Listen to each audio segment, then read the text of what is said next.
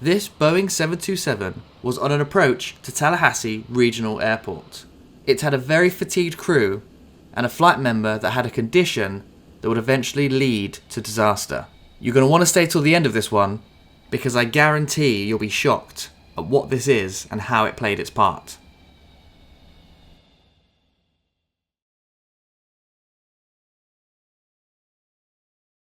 On the 26th of July 2002, Federal Express Flight 1478, a Boeing 727, was flying a scheduled cargo flight from Memphis International Airport to Tallahassee Regional Airport in Florida. The scheduled departure time was 0412, or 12 minutes past 4 in the morning, and the crew were operating on an Instrument Flight Rules flight plan. As this was a cargo flight, there were only 3 crew members on board, which was the captain, the first officer, and the flight engineer. The captain, who was the non-flying pilot for this trip, was 55 years old, and he had between 13 to 14,000 total flying hours. 2,754 of them were as a 727 flight crew member, including 861 hours as a pilot in command on the 727. On the previous 2 nights leading up to this trip, the captain had not had the best amount of sleep. His family dog was in deteriorating health, and he was staying awake longer than usual to look after the dog. This also led to him sleeping downstairs on the couch to keep an eye out on the dog's health. On the day of the trip, the captain reported not feeling fatigued. The first officer, who was going to be the pilot flying for this trip, was 44 years old and had about 7,500 to 8,500 total flying hours. 1,983 of those hours was as a 727 flight crew member. The first officer was currently on the reserve schedule, which meant that they reversed day and night sleeping on consecutive days, which meant that his sleep was very broken and he didn't really have a good sleep pattern. On the day before this flight, the first officer had flown from Grand Forks International Airport in North Dakota to Memphis. This flight landed about 4 hours before Flight 1478 was due to depart, and when he arrived at Memphis, the first officer received a notification that he was scheduled to work this flight. He first checked that this did not violate existing FedEx or pilot union agreements and would not result in him exceeding his flight and duty limits. He then accepted the trip and slept for 1.5 hours in the private sleep rooms at FedEx's crew rest facility. After this time, he then met with the captain to prepare for this flight. The flight engineer that was on board was 33 years old and had a total of 2,600 flying hours, with 346 flying hours as a 727 flight engineer. On the day before this trip, he had flown from Ottawa McDonald Cartier International Airport in Ottawa and rested for about 6.5 hours before then returning to Memphis. He arrived at Memphis at midnight and then began preparing for Flight 1478 at 01:35. Their scheduled departure time was 0412, but due to the adjustment of a cargo pallet underneath the aircraft was then pushed back at 0424. The crew then subsequently taxied, were cleared to take off, and climbed to 32,000 feet, or flight level 320. The crew then entered the cruise, and at about 200 miles from their destination, the flight engineer received weather information for Tallahassee Regional Airport. This indicated that there were scattered clouds at 100 feet, 18,000 feet, and 25,000 feet. Wind was from 120 at 5 knots. Visibility was 9 miles, and the temperature and dew point were at 22 degrees Celsius. The engineer then relayed this information to the captain and the first officer, and they decided that they would land on runway 27 at Tallahassee. Flight 1478 was then cleared to descend and maintain flight level 240, and at the same time the flight engineer contacted FedEx ramp personnel and advised them that Flight 1478 was about 30 minutes from the destination and they were looking for a parking spot and power. The FedEx ramp personnel then advised them to use gate number 2 and to park facing south. The flight engineer then briefed the captain and the first officer regarding parking at the destination. He also briefed that in accordance with company procedures, that FedEx considered Tallahassee Regional Airport a moderate controlled flight into terrain risk. About 05:15, Jacksonville Air Traffic Controller approved FedEx 1478 to descend at the pilot's discretion and maintain 9,000 feet. The first officer now began his approach briefing for runway 27. He stated that he planned to fly a visual approach to runway 27 and he would back it up with the ILS, which stands for Instrument Landing System. He went on and said the minimum safe altitude was 3,300 feet mean sea level, and the runway length was 8,000 feet long, and their plan was to roll to the end of the runway before then taxiing to their parking spot. They had PAPIs on the left-hand side of the runway and pilot-controlled lighting at the airfield. He then asked the captain that if you could click 7 times, he would appreciate it. Now there's a fair amount to unpack from that briefing, so for those of you that don't know, the ILS stands for Instrument Landing System, and in its most basic form, it's an approach aid to assist the flight crew in giving them vertical and horizontal guidance so that they know if they're above or below a specific glide path or left and right of the center line of the runway, and this will show up as a marker on their instruments in front of them. When the first officer mentioned PAPIs, they stand for Precision Approach Path Indicators, and it's a light system that sits on the side of the runway to provide a visual indication for the crew on where the aircraft is on the glide path to that associated runway. So it consists of 4 lights that will change between white and red. If the aircraft is on the correct glide path, it will show 2 whites and 2 reds. If it is below the glide path, you will see more reds, and this can go to 3 reds with 1 white or 4 reds, which is really below the glide path. The same could be said for if you are above the glide path, where it will show more white lights, 3 or 4 for example. And the first officer also mentioned pilot-controlled lighting.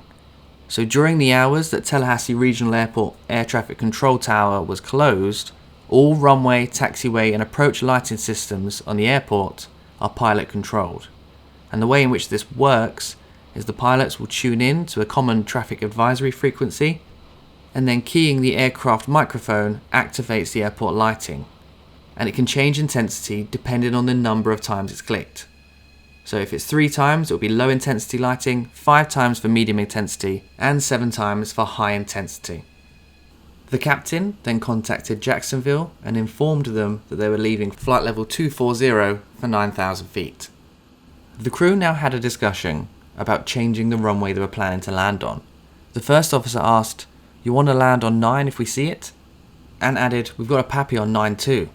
The captain responded, "Yeah, maybe. It'll be a longer taxi for us. The way we're coming in, probably 27 is as easy as any of them."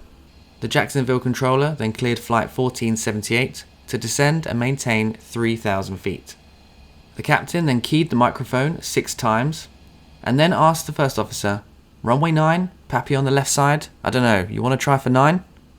The first officer responded by saying, "We're pointing in the right direction.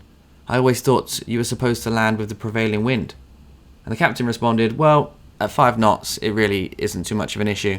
The only advantage you have from landing from the west on runway 27 is the glide slope, which you won't have on runway 9, as there isn't an ILS."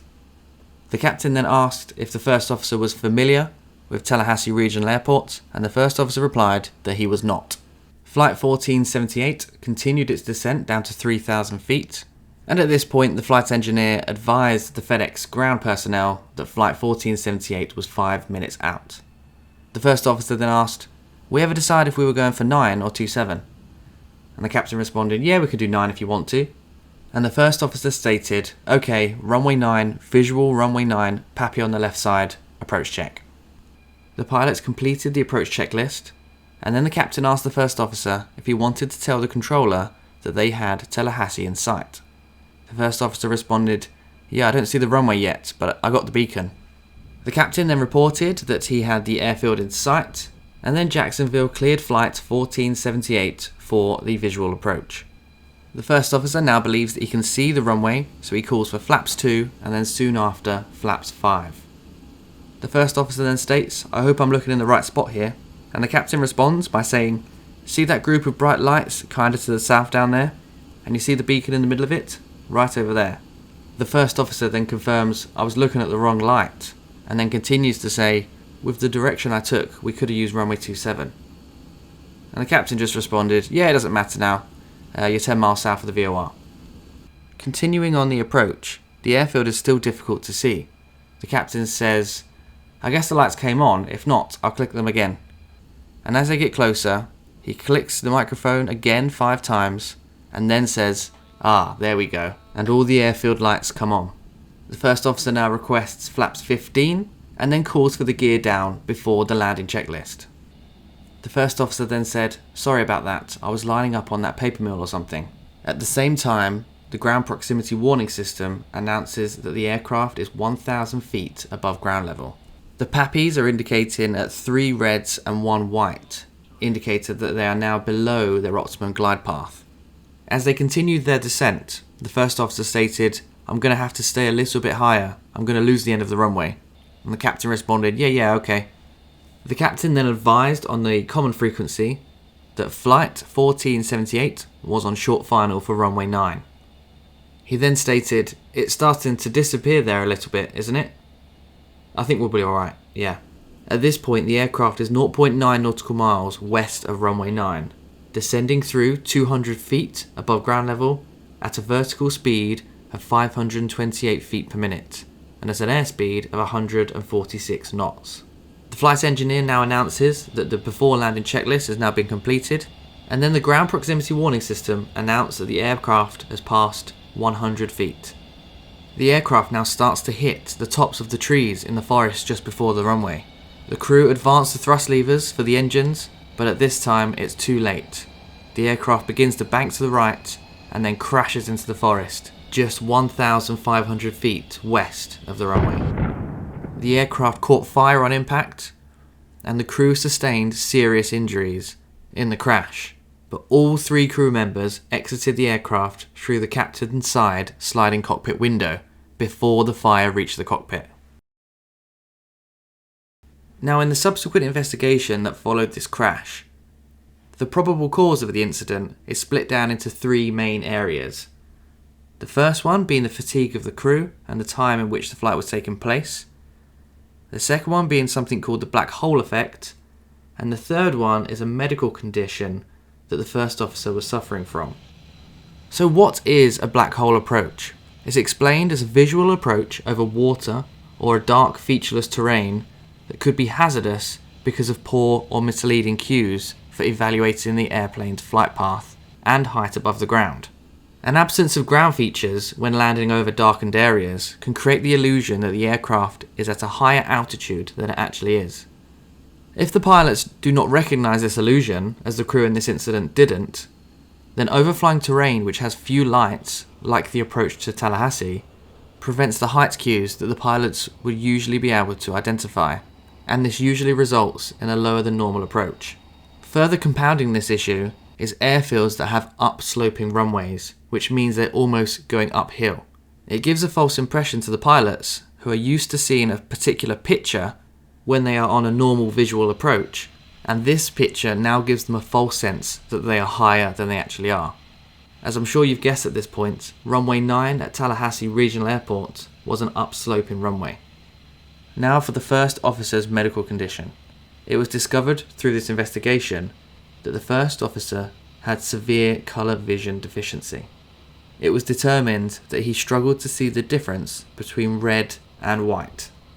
Now surely this would have been picked up in a previous medical, and they looked at his flying history, and he had originally flown for the Navy. He'd had 16-year naval service, and during that time he had carried out Farnsworth Lantern tests, which was the Navy's primary colour vision screening, and he passed every single time. The first time it was noticed was in July 1995 in a medical evaluation for an FAA medical certificate. The first officer did not pass a colour vision screen that was conducted using pseudo-isochromatic plates. The FAA designated medical examiner then spoke to the FAA's regional flight surgeon, and the advice was to give the first officer a first-class medical along with a SODA, and a SODA stands for Statement of Demonstrated Ability, and the SODA was granted based on the operational experience of the first officer. After this incident, at the request of the safety board, the first officer completed an extensive evaluation at the US Air Force School of Aerospace Medicine. During this evaluation, the first officer passed the Farnsworth Lantern colour vision screen, but failed 7 additional red-green colour vision tests. It was then reported, and I quote, "We believe that he would definitely have had problems discriminating the pappies, because the red lights would appear not to be red at all, but more indistinguishable from white than red. It would be extremely unlikely that he would be capable of seeing even the colour pink on the pappy, more likely a combination of whites and yellows, and perhaps not even that difference." So it's fair to say that these tests were quite conclusive on his colour vision problems. But I don't think his colour vision deficiency was solely to blame for this issue. This was, like most other incidents, a combination of several factors. There were, of course, 2 other flight crew members within the cockpit that were able to identify the colours the pappies were reading. As discussed earlier in this video, the events leading up to this incident flight created a crew that was not as alert as they usually would be and were quite fatigued. During the flight, the crew's decision to change runways to a runway that didn't have an approach aid and also had an upslope, and the fact that the crew struggled to find the runway due to the delay in the lights coming on and the beacon light that the first officer mistook for the airfield. Runway 9 did have pappy lights on the left-hand side for guidance, which would have negated the black hole effect, but due to the first officer's colour vision deficiency, obviously this guidance was pointless to him. There were 2 members of the crew that could use this for guidance, but due to fatigue and a high workload in the cockpit at the time, the pappies were not double-checked by anyone else in the crew, and it was this combined set of events that led to the overall incident. I'd love to hear what you have to say about this accident flight. As always, I don't make these videos to point out the mistakes of the crews, but more so we can all understand as a collective why these things happen. And ultimately, we can all learn from each other's mistakes. If you're interested in more videos like this one, check out this video here. It's about a crew that pushed the limits and were unable to locate their runway multiple times, leading to an incident that could have been avoided if they just followed procedure. As always, thank you for watching this far. I hope you enjoyed the video, and I'll see you in the next one.